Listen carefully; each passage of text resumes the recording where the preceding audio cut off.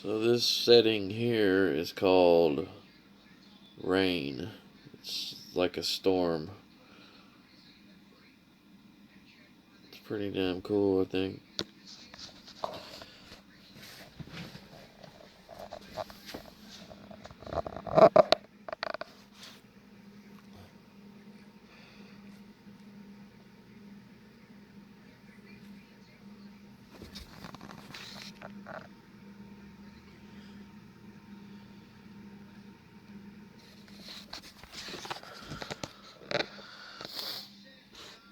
That's pretty neat.